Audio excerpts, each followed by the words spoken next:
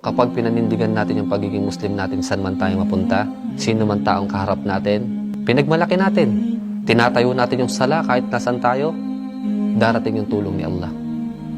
Gagawin niyang madali para sa atin ang lahat ng bagay na ating ginagawa.